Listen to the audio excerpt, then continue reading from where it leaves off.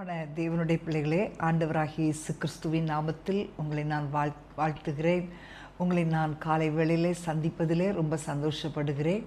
இன்றைக்கு நாம் ஒரு வசனத்தை வாசிக்க போகிறோம். சங்கீதம் 23:2.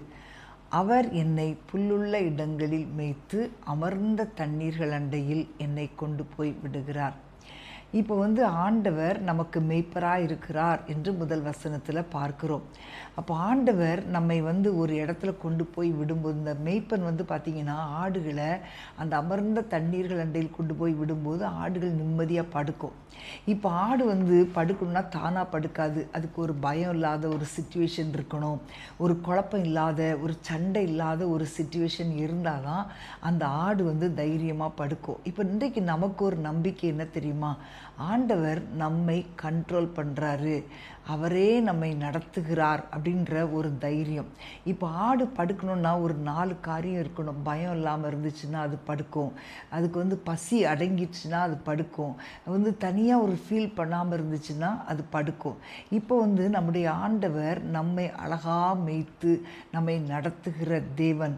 இன்றைக்கி நிறைய நேரங்களில் நமக்கு இளைப்பாறுதலே இல்லாமல், ஒரு ரெஸ்டே இல்லாமல் அப்படியே ஓடிக்கொண்டிருக்கும்போது ஆண்டவர் நம்மை ஃபோர்ஸ் பண்ணி சில நேரங்களில் ரெஸ்ட் எடுக்க வைப்பார். அது நம்ம நிறைய நேரங்களில் ஃபீல் பண்ணியிருக்கலாம். இப்போ எலி அப்படிதான் தன்னுடைய வாழ்க்கையில் ஒரு பயங்கரமான பிரச்சனை வரும்போது சூறை செடியின் கீழே போய் படுத்துக்கிட்டான்.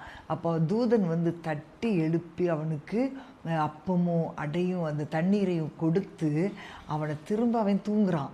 அவ்வளோ ஆச்சரியமான தேவன் நம்மை ஆச்சரியமாய் நடத்துவார். அவர் ஒரு அமர்ந்த தண்ணீர்கள் அண்டையில் அப்படின்னா அந்த தண்ணி ஓடிக்கிட்டே இருக்கும்போது ஆடு குடிக்காது. ஆனால் அது அமைதியாக இருக்கும்போது தான் அந்த தண்ணீரை ஆடு குடிக்கும். அப்போ நம்முடைய வாழ்க்கையில் ஆண்டவர் ஒரு அமைதியான சூழ்நிலையை கட்டளையிடுகிற தேவன். அன்றைக்கு பாருங்களேன், மத்தேயு மார்க் 4ஆம் அதிகாரம் 35 முதல் 46 வரைக்கும் நீங்கள் வாசிக்கும்போது சீஷர்களை பார்த்து ஆண்டவர் அக்கறைக்கு போவோம் பாருங்கள் அப்படின்னு சொல்கிறார்.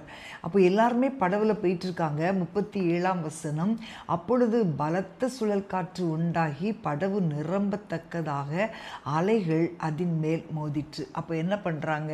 ஆண்டவரை போய் எழுப்புறாங்க. அப்போ அவர் எழும்பி காற்றை அதட்டி கடலை பார்த்து இறையாதே அமைதலாயிரு என்று சொன்னார். இப்போ நம்முடைய ஆண்டவர் நம்முடைய சூழ்நிலைகளை அமைதிப்படுத்துகிற தேவன். ஒருவேளை நம்முடைய குடும்பங்களிலே பலவிதமான பிரச்சனைகள் உண்டாயிருக்கலாம். என்ன செய்வது என்று தெரியாமல் திகைக்கிற சூழ்நிலைகளின் வழியாக பிரியமானவர்களே நீங்கள் கடந்து போய் கொண்டிருக்கலாம். ஆனால் ஆண்டவர் அந்த சூழ்நிலைகளை உண்டாக்குகிற, பிரச்சனைகளை உண்டாக்குகிற காரியங்களை அவர் அதட்டி இறையாதே அமைதலாயிரு என்று சொல்லி நம்மை ஆச்சரியமாய் அமைதிப்படுத்துகிற தேவன். ஆமேன். இஸ்ரவேல் ஜனங்களை ஆண்டவர் வனாந்தரத்திலே வழி நடத்துறது எப்படி பாருங்க. ஒரு மேக ஸ்தம்பத்தினாலும் அக்னி ஸ்தம்பத்தினாலும் அவர் வழி நடத்தினார். ஆமேன். ஹல்லேலூயா. பிரியமானவர்களே, இன்றைக்கு சில நேரங்களிலே நம்முடைய குடும்பத்தின் போராட்டங்கள் அப்படியே பயங்கரமாக இருக்குது, பிரச்சனைகள். ஆனால் இன்னைக்கு ஆண்டவர் உங்களுக்கு வாக்கு கொடுக்கிறார். புல்லுள்ள இடங்களில் மேய்த்து அமர்ந்த தண்ணீர்கள் அண்டையில் உங்களை கொண்டு போய் விடுகிற தேவன். ஆமேன். ஆண்டவரே கண்ட்ரோல் பண்ணி உங்களை நடத்துகிறவர். ஆமேன். இன்றைக்கு நீங்கள் ஒப்பு கொடுப்பீங்களா?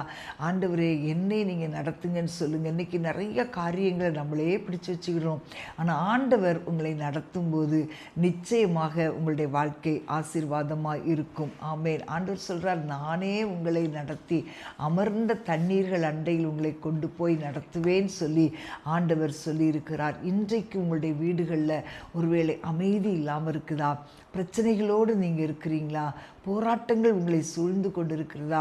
ஒருவேளை குடும்பத்திலே ஒரு சண்டை, பயங்கரமான கசப்புகள், இது நிமித்தமாய் வார்த்தைகள், சண்டைகள், வாக்குவாதங்கள் இப்படியெல்லாம் இருக்கிறதுனால உங்களுடைய உள்ளம் வேதனைப்படுகிறதா? பிரியமானவர்களே, நீங்கள் கலங்காதிருங்கள். உங்களுடைய வாழ்க்கையை அப்படியே ஆண்டவர்கிட்ட ஒப்பு கொடுத்துருங்க. நிச்சயமாக அவர் உங்களை நடத்துவார். நாம் ஜெபிப்போமா? அன்பின் ஆண்டவரே உம்மை ஸ்தோத்திரிக்கிறோம் அப்பா.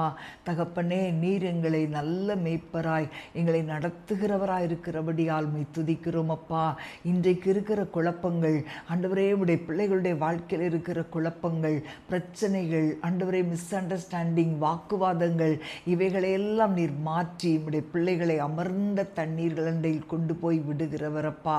ஆண்டவரே, சூழ்நிலைகளை அமைதிப்படுத்துகிற தேவன் நீங்க தானே. உங்களுடைய பிள்ளைகளுக்கு ஆண்டவரே ஒரு அமைதலை கட்டளையிடுவீராக, ஒரு இளைப்பாறுதலை கட்டளையிடுவீராக.